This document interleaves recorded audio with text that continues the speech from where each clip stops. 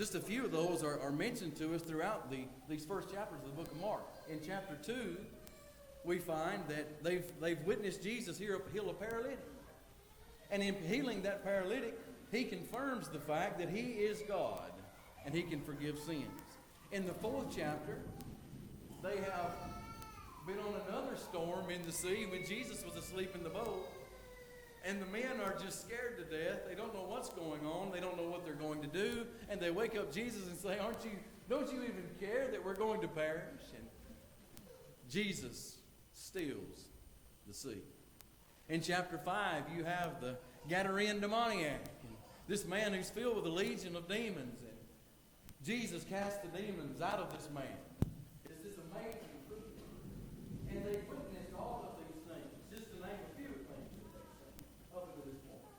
And by the time they get to the feeding of the 5,000, when Jesus tells them to go and give them something to eat, they're like, well, how are we going to do that? We only have this little bit of stuff. Have they already forgotten who they're with?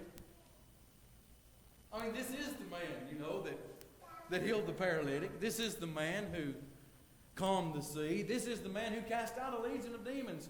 But it was their heart that was the trouble. I'll have to give Maria Campos some credit for this sermon. She gave me the idea. She brought a verse to my mind, which is very interesting in this reading. And she said, have you ever thought about why it says in verse 48 that he came to them walking on the sea and would have passed them by? And I said, I haven't. But I gave that a lot of thought since that question was asked.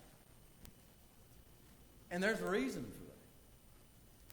Jesus came to them that night walking on the sea for a reason. They had seen all of these things. They knew who Jesus was. They obviously had seen the things that he's done. But now they're caught in a storm in the middle of the sea. And it was a doozy, if I can use that Alabama term. And they thought they were goners again. And here comes Jesus walking on the sea to them. And the statement's made that Jesus was just going to just go on by, just as he didn't see them at all. What I've come to understand is that Jesus wanted them to see him and to recognize him. And to say, oh, we're caught in this terrible storm, we can't save ourselves. But look, there's Jesus. There's the one who casts out demons. There's the one who heals the sick. There's the one who can feed thousands with nothing. He can save us. But instead, what did they say? It's a ghost. You see the problem? That's why.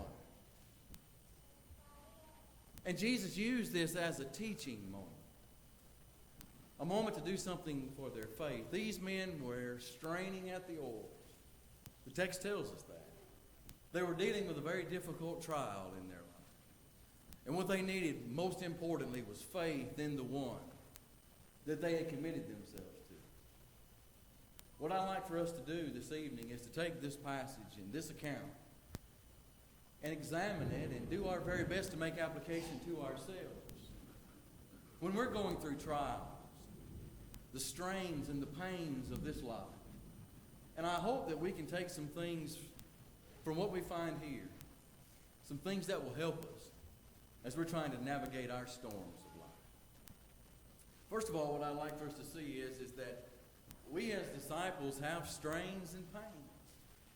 We're not exempt from these things. We see this here. These were the men who walked as close to Jesus as anyone possibly could. But they weren't exempt from the trials of life. They've had a terrible time. Here they're in one of the most difficult circumstances they could ever be. And we see that from the reading that we've just read together. At the same time, we as Christians are not exempt from the trials of life, are we? I think that there's a message that's being preached today in the world by the men who teach the prosperity gospel. That if you become a Christian and you become a child of God, then you'll never have another care in the world. Your bank account will always be full. You'll always have a garage full of vehicles, and you'll have the biggest house that anyone has ever had. And you may turn your TV on at any time during the day and hear a message much like that. But ladies and gentlemen, it's a lie. How do I know that? Because the Bible tells me so. The same way that I know that Jesus loves me. We see the disciples have struggles. They have strains, they have pains, they have difficulties, and they have hard times. Trials do come. I want you to leave your marker here at Mark chapter 6 and go with me to 1 Peter chapter 1. 1 Peter chapter 1, Peter lets us in on that. In chapter 1, after in those first 5 verses that he's enlightened us about that living hope that we have through the resurrection of Jesus Christ from the dead, and how wonderful that is. But he says in verse 6, at the same time, in this hope you rejoice greatly, though now for a little while, if need be, you have been grieved by various trials, that the genuineness of your faith, being much more precious than gold that perishes, though it is tested by fire, may be found to the praise, honor, and glory of the revelation of Jesus Christ. He says you have this wonderful hope that you're rejoicing in. But at the same time, this faith that you have, this faith that makes that hope possible, it's going to be tried.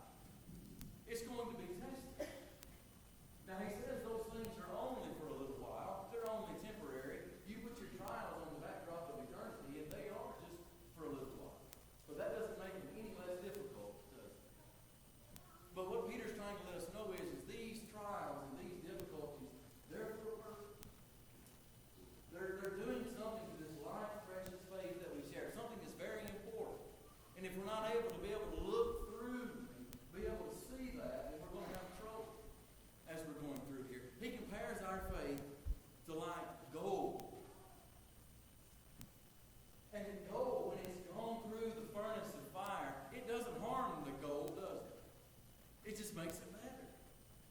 You see, real, genuine gold, when it passes through the fire, will come out better than it was than when it went in. He says it's the same way with your faith. If you are sincere and you're genuine in your faith, then when you go through your trial, and that faith is constantly causing you to look above and look to God and give it to Him, and when you come out of that trial, guess what? Your faith is going to be that much better. It's going to make it stronger. And if you'll go back a few pages to James chapter 1, I think we see James making that same point, and he gives us a little bit more information in this regard. James chapter 1, beginning in verse 2. James writes, my brethren, count it all joy when you fall into various trials, knowing that the testing of your faith produces patience, but let patience have its perfect work, that you may be perfect and complete, lacking nothing. James says the same thing. Rejoice. Rejoice when you're being tried, when you're going through some difficulty that you really have no control over, and you can't go through this on your own. Rejoice in the fact that you have this faith, this very precious faith. And understand that as you're going through this, that your faith is being tested, yes, but at the same time it's doing something. It's perfecting your faith. It's completing your faith. It's causing you to be patient. Ross read for us earlier that we need to wait on the Lord. I think Jeff May says oftentimes that every time that God sends us through the furnace of fire, He's got one eye on the clock and one hand on the thermostat. God knows exactly how long we need to go through the furnace, because He knows that our faith needs whatever trial that we are encountering, whatever tests that we're enduring. Yes, they're hard, and yes, they're difficult, but understand God knows that too. And He's using this to perfect our faith, to make our faith better, so that we can inherit eternal glory. The 12th verse would tell us that. But understand this also, that yes, we as Christians are going to face trials. We're not exempt from those trials, and it may be the fact that we may suffer more because we are Christians. Back to Hebrews chapter 10, a few pages over. I think we can see this in Paul's words to these Hebrew Christians. I say Paul's words, I guess that's my own opinion. We'll say the writer of Hebrews. Chapter 10, beginning in verse 32. Let's read that. But recall the former days in which after you were illuminated, you endured a great struggle with suffering, partly while you were made a spectacle by those reproaches and tribulations, and partly while you became companions of those who were so treated. For you had compassion on me in my chains, and joyfully accepted the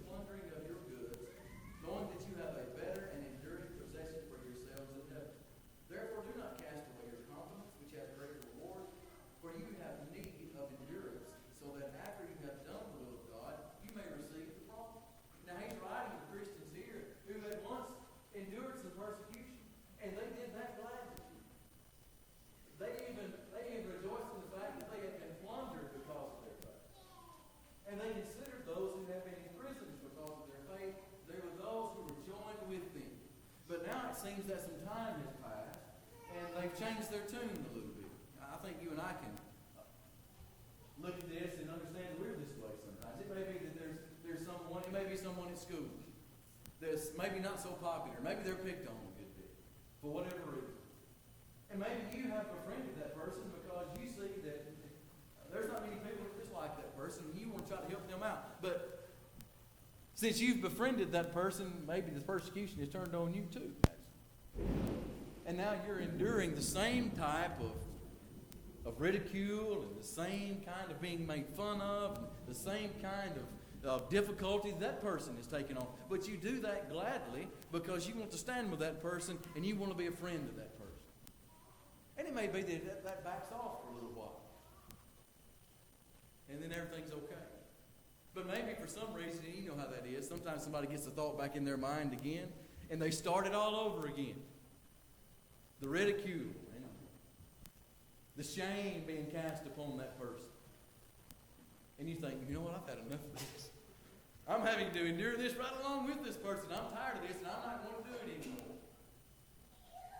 I think we've probably all been in that boat in some way, shape, or form. Well, that's what was going on here.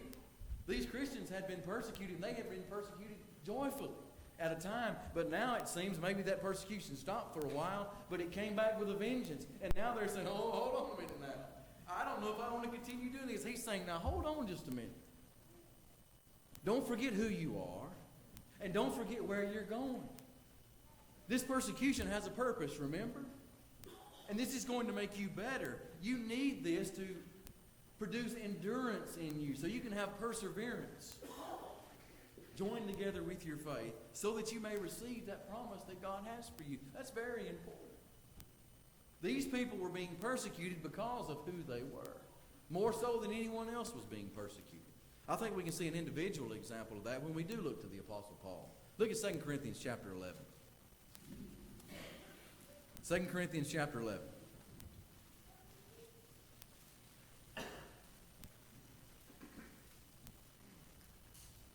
The apostle's having to deal with those who were saying he wasn't an apostle. Those who had made themselves false apostles. And now he's giving his defense, saying, yes, I am who I say I am. And I can prove it. Verse 22, he says, are they Hebrews? So am I. Are they Israelites? So am I. Are they seed of Abraham? So am I. Paul says, as a Jew, I'm their equal. But he's going to go on to give some information that shows that as a minister of Christ, I'm not their equal. And it proves that he is a true apostle. But look at verse 23. He says, are they ministers of Christ? I speak as a fool. I am more. In labors more abundant, in stripes above measure, in prisons more frequently, in deaths often. From the Jews 5 times I received 40 stripes minus 1. 3 times I was beaten with rods. Once I was stoned. 3 times I was shipwrecked. A night and a day I have been in the deep. In journeys often, in perils of waters, in perils of robbers, in perils of my own countrymen, in perils of the Gentiles, in perils in the city, in perils in the wilderness, in perils in the sea, in perils among false brethren. I mean, you almost want to stop and catch your breath when you read that, don't you? But he goes on. In weariness and toil, in sleeplessness often, in hunger and thirst, in fastings often, in cold and nakedness, besides the other things, what comes upon me daily, my deep concern for all the churches. Man. I mean, I want you to understand who we're talking about. We're talking about he who used to be Saul of Tarsus. He who used to be the greatest persecutor of the church. This was a man who had prominence and popularity in being a Jew. He was the Hebrew of Hebrews. He was the Israelite of all Israelites. In their eyes, a Pharisee of the Pharisees. But he came to see that that wasn't the most important thing. He come to find out that Jesus was who he said he was. And he left that life. I'm sure he had some troubles and some hard times there. But when he became a Christian, oh, so more, right? But look what he took on for who he was. He took on all of these things. And I can't even make any application to myself in regard to all of those things he endured. Maybe a few, but not that many. But you can see that there are times that because we are Christians, we may suffer more than other people suffer. But that's okay. Because Jesus told us that was going to be the case. And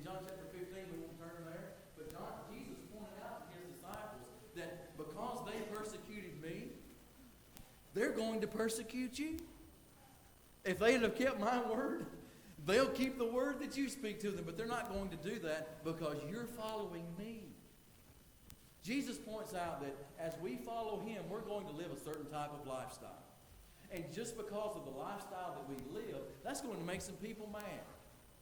Because every time that we walk in the light, it convicts someone that's in the darkness. No matter what. And that doesn't mean that we're being arrogant, and that doesn't mean that we're trying to put on some kind of show. But when we go out into the world and we live a godly life to the best of our ability, it makes people mad. Because they're convicted, because they realize in their heart of hearts that they're not living the life that God wants them to live. And we'll be persecuted because of it. And it was Paul when he wrote to Timothy in 2 Timothy chapter 3 and verse 12. He said, yes, all who desire to live godly in Christ Jesus will suffer persecution at some level and in some way. Disciples, Christians, we have strains, we have pains. The Bible tells us that. Trials are going to come. We may suffer more than other people suffer. We will be persecuted. But as you go back to Mark chapter 6, I want you to notice this one. Though we are going to suffer difficulty and we are going to struggle, Jesus sees us when we're straining. Back in Mark chapter 6, when these disciples were on the sea and they were struggling and straining at the oars, what does the Bible say about Jesus? Verse 47, when evening came, the boat was in the middle of the sea, and he was alone on the land. And verse 48 says, what? Then he saw them straining at rowing. You see, those men were out there in the middle of the sea, and they didn't know. They didn't know that Jesus could see them. At this point, their hearts were so hard, they couldn't understand that the Lord was near. But oh, what comfort we can find in knowing that Jesus saw them straining. How can we find comfort in that? Because you and I, we deal with trials. And we deal with struggles. And we deal with these things that come upon us that we never expected. We find ourselves sailing the storms of life all the time. And we find ourselves with the same mindset as them. What are we going to do? I don't know how I'm going to handle this. But Jesus sees us when we're straining. Isn't that comforting to know? God knows and he sees. He knows who are his. That verse in 2 Timothy chapter 2 and verse 19. It says that God knows who are his. And if you're in this building tonight and you're a Christian, I hope you'll take great comfort in that passage. To know that here tonight, as you're sitting here and you come to worship God, and you are doing your best to go out into the world and live faithfully, and you're striving to be that Christian that you need to be to the best of your ability, being motivated by God's grace, to know that God knows you. And tonight, if you're in this building and you're struggling with some trial, if you've had some difficulty come upon you, whether it be physically, emotionally, spiritually, I want you to understand that God knows who you are. And he sees you. Jesus sees you straining at the oars right now. 1 Peter 3 and verse 12 says, for the eyes of the Lord are on the righteous, and his ears are attentive to their prayers. Isn't that wonderful? That passage is telling me that when I am struggling, 1 Peter is all about dealing with suffering. And he's telling those suffering Christians who are enduring persecution in hard time that God knows who you are. You know who your children are? All of you in this building tonight who are parents, you know exactly who your children are, don't you? And your eyes are always on them. I can attest as a parent that there's a lot of kids in this building tonight, and I love every one of them. But whose kids are my eyes on more than any? They're mine. I see them. Because I know my children. And my ears are always open for them. My eyes are always fixed on them. And on all of you also, most especially your own, right? Am I right?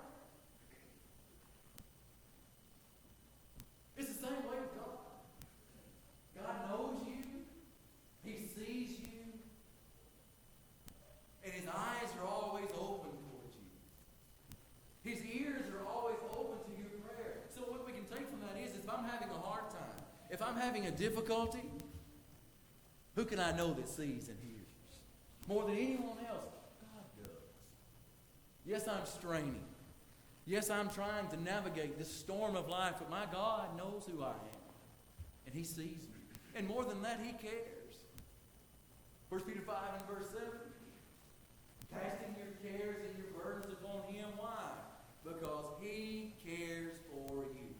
Those are some of the most comforting, very simple passages. To know God sees me. He knows who I am. His ears are open to my prayers when I'm casting my cares toward Him, saying, God, I can't make it on my own. I can't do it all by myself. I need you. I'm dependent upon you. And He cares. He genuinely cares for His children. Just as we care for our children. Just as we will act and we will do and we will provide for our children when they're calling for us and they need us, God does in the same way. Oh, so much more, doesn't He? Go over to Matthew chapter 10. Jesus makes this point. Matthew chapter 10.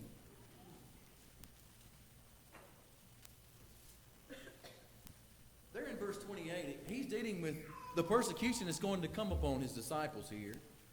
And what He's telling them is, look, don't worry about those who can kill your body. Those people are going to come. You're going to suffer something at the hands of those people. But you worry more about Him who can kill the body and the soul in hell. But notice the encouragement that He gives them in verse 29. Are not 2 sparrows sold for a copper coin, and not one of them falls to the ground apart from your Father's will? But the very hairs of your head are all numbered. Do not fear, therefore, you are more of value than many sparrows. I will dare to say that He'd make that same statement to us. I know who He's talking to there. He's talking to the 12. But I guarantee you He'd say the same thing about you and me. We're disciples. We've committed ourselves to following Jesus. And what Jesus is saying is that God knows the very sparrows that fly through the air. He knows every one of them. And not one of them will fall to the ground without Him knowing. But you are of much more value, children of God, than these sparrows.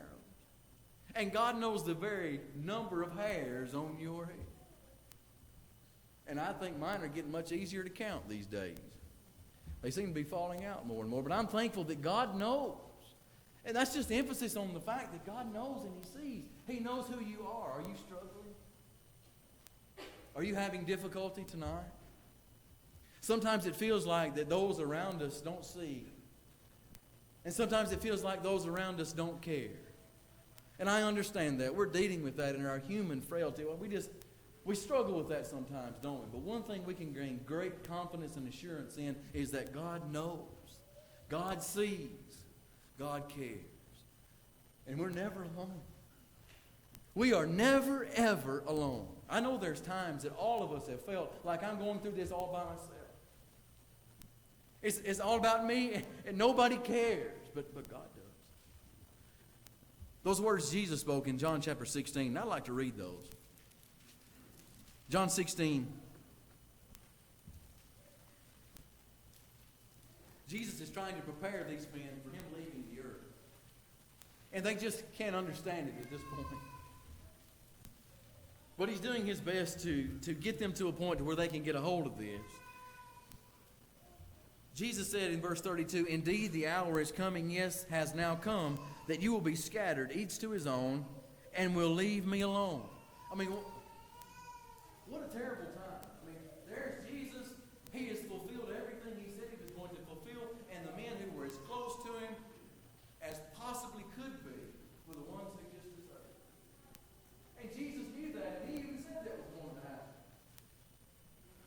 But even Jesus could say, you are going to leave me, but I'm not going to be alone. And yet I am not alone because of the Father. You know, Jesus came to this earth and He was made in all points as we are. Hebrews 2 and verse 17. Jesus came to this earth and He was suffered temptation, trial. All of those things that you and I go through. But this statement here that Jesus says, we can take great comfort in that as well. We can say the same thing. Jesus knew that He was going to be left all to Himself. the midst of that, I'm not alone. The Father will be with me. And we can say that too. And didn't God say that too? That we can be confident in the fact that the Lord is going to be with us. I will not forsake you. Hebrews 13, verses 5 and 6. Jesus sees us when we're straining. Well, I think we need to understand this. That we may strain indefinitely. Go back to Mark 6 with me, and I want to make this point. This is important. I think sometimes we overlook this. Yes, we have trials. Yes, Jesus sees us when we're straining. But notice Jesus in verse 48. He saw these men. They were straining at the oars. But I want you to think how long they'd been on the sea. It's when evening came that the boat was in the middle of the sea. But when did Jesus come to them walking on water? It was in the fourth watch of the night. That's way early in the morning. What I want to tell you is that Jesus let them strain for a while, didn't he? Jesus saw them. They'd been out there for hours. Jesus didn't come to them immediately. Why is that? When we're on the storms or going through some storm in life, and we're going through some trial, I know sometimes we think that this is never going to end. And maybe there's a purpose in that. Because what I see is that God lets us struggle sometimes. Back in 1 Peter 1, verses 6 and 7, we read that earlier. He said that though you may be going through trials for a little while, and I see that as an indefinite amount of time. That you're going to suffer some trials, there's going to be some difficulties, and he didn't tell us exactly how long that was going to be, but on the backdrop of eternity, that's just going to be a little while. But it's certainly not when you're going through one, is it? No, it's not. And it doesn't mean that the Lord, when we call out to Him, and when we ask Him to help us in our trial, that doesn't mean He's going to exactly take it away, does it? I think sometimes we think that's going to happen. And sometimes I think He may do that. But not every time. 2 Corinthians chapter 12. Let's go back to the example of the Apostle Paul. I read 2 Corinthians 11 when he was talking about his difficulties and the things that he had to endure. And we come to chapter 12, and in those first 6 verses, he talks about these wonderful revelations that had been given to him. He had seen things that no one else had seen. And he could very much boast in those things. No one else had been able to see things like he had saw. But he said a thorn in the flesh was given to him, verse 7,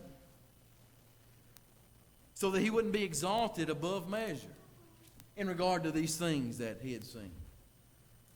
He says that unless I should be exalted above measure by the abundance of the revelations, a thorn in the flesh was given to me, a messenger of Satan to buffet me, lest I be exalted above measure. Concerning this thing I pleaded with the Lord 3 times that it might depart from me. There has been much discussion over the years about what the thorn in the flesh was. I have my own opinion, and I'll tell you, I think we read it in chapter 11. It was all the persecution and the beatings and the stonings and what he was having to suffer because of his faith. I'm convinced about that, and someone else may have another opinion, and that's fine. But I think it follows the flow of the context. But whatever it was, Paul had prayed to the Lord 3 times to take it away. He wanted substitution, didn't he? Take it away, Lord, and substitute it with something else. I can't handle it anymore. But verse 9 says that the Lord said to him, my grace is sufficient for you. My strength is made perfect in weakness. Therefore, most gladly I will rather boast in my infirmities, that the power of Christ may rest upon me. Therefore I take pleasure in infirmities, in reproaches, in needs, in persecutions, in distresses, for Christ's sake. For when I am weak, then I am strong. Do you see his point? Paul prayed for substitution. Lord, please take it away. But the Lord said, I'm not going to give you substitution this time. This time I want you to transform. What I'm going to do is I'm going to give you the strength in me, in Christ, to transform into something that's going to be able to overcome this trial. And on the other side, you're going to look back and say, man, look what God did for me. And if He can do that for the apostle, He can do that for me and you. And God will do that. And we can boast in these trials that we're having. Isn't that what the message of the New Testament is? We can rejoice in these things because we understand and we know that when these things come upon me, it's causing me to have a dependence upon God that I must have. I can't make it without this dependency. And what trials need to be for us, though they're difficult, and I know they're hard, but please let us turn these things not into stumbling blocks, but stepping stones, which take us nearer and nearer and nearer to God. Understanding that He's going to use this to make us strong spiritual soldiers.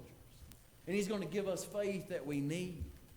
Faith that's going to cause us to overcome and walk through any trial so that we may inherit eternal glory. Yes, God lets us struggle, but those things have a purpose.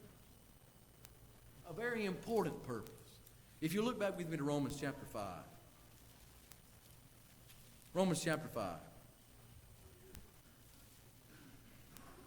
Speaking about us being justified by grace through faith. It's the same message.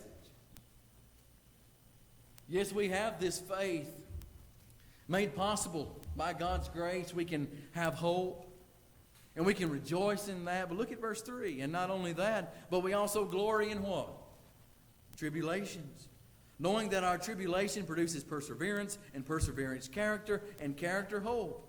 Now hope does not disappoint, because the love of God has been poured out in our hearts by the Holy Spirit who was given to us. He says, look, you have this faith. God's grace has made this wonderful hope possible for you. And trials are going to come. Yes, they are. They're going to come in all different shapes and colors and fashions.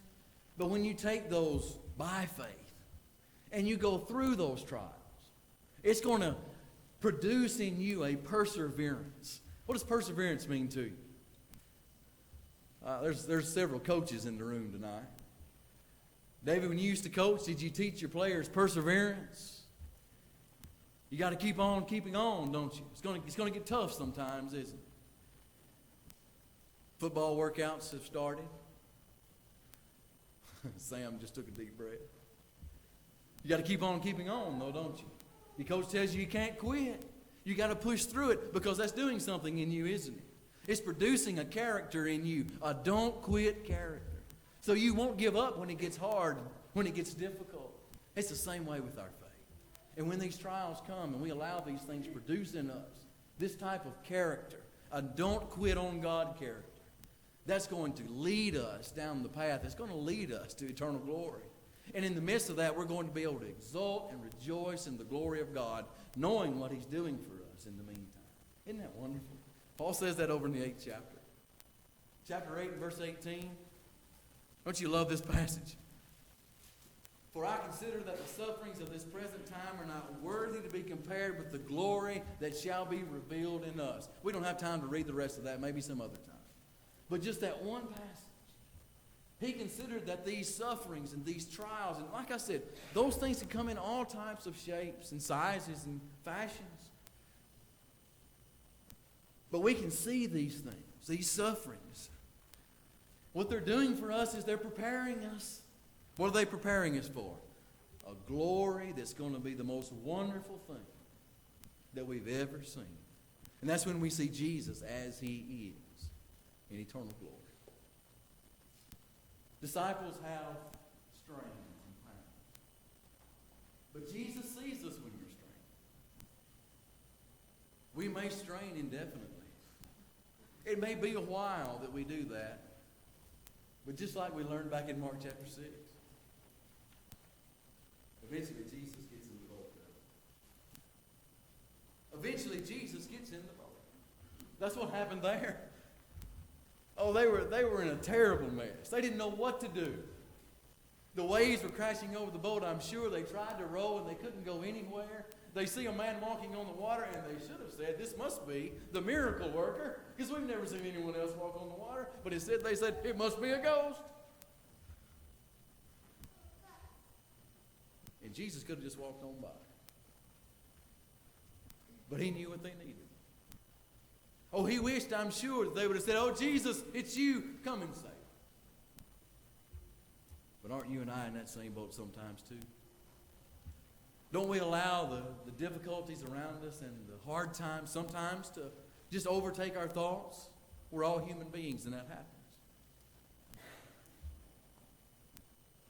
But eventually Jesus gets in the boat. And when Jesus got in the boat, everything just calmed down. You know, those guys could have said, they could have looked across the sea and said, oh, I'm sure the Lord wished they would have said, if only Jesus. And one of them could have said, well, there's just no way for Jesus to get here. This storm is just too intense. No one can get to us right now. But that's just not true, is it? My brethren, I want us to understand that there is nothing too hard for the Lord. There is no situation that we'll find ourselves in that is too hard for the Lord to work through. It wasn't too hard for the Lord to cause Sarah to bring a child in this world in her old age, even though she laughed at it. And he said just that. Is anything too hard for the Lord? When Jesus told his disciples that it's almost impossible for a rich man to enter the kingdom of heaven, and they said, well, how will anybody do it? Well, with men, it may not be the case, but with God, all things are possible. And when Shadrach, Meshach, and Abednego stood before the fiery furnace of King Nebuchadnezzar, and Nebuchadnezzar told them if they did not bow down, that he was going to throw them in that furnace, they said, Nebuchadnezzar, our God is able to save us from the fiery furnace. And we must say that too, that God is able. God is able to bring me through this trial. God is able to carry me through this difficulty. God is able to help me overcome, no matter what may come my way. God can do it because I understand who he is. He's everything. He's all. And we have to have that focus. And if we have that focus and that type of faith, it's no doubt that Jesus will provide that needed relief. Hebrews chapter 4. Just a few more passages and the lesson will be yours. Hebrews chapter 4 speaks of Jesus and who he is to us. And what Jesus makes possible for us. Talking about Jesus being our compassionate high priest, it says in verse 14, seeing then that we have a great high priest who has passed through the heavens, Jesus, the Son of God, let us hold fast our confession. For we do not have a high priest who cannot sympathize with our weaknesses, but was in all points tempted as we are, yet without sin. Let us therefore come boldly to the throne of grace, that we may obtain mercy and find grace to help in time of need. There it is. We have a high priest, Jesus, the Son of God, who knows about our trials. When it says sympathize with our weaknesses, it's not talking about sympathizing with our sins. He's talking about he can sympathize with the difficulties that we're going through, with the trials and the tribulations. Jesus knows he's been here. And he's sitting at the right hand of God, and he's making possible now this communication that we have. So when we have difficulties, and we have struggles, and we have trials, he says that we can go boldly now, with great confidence to the throne, knowing we're going to find grace, and we're going to find help in our time of need. And we are a lot of encouragement, knowing that just as Paul said to the Ephesians, back in Ephesians chapter 3, this is what he said about God. Now to him who is able, there's that statement again, isn't it? He's what?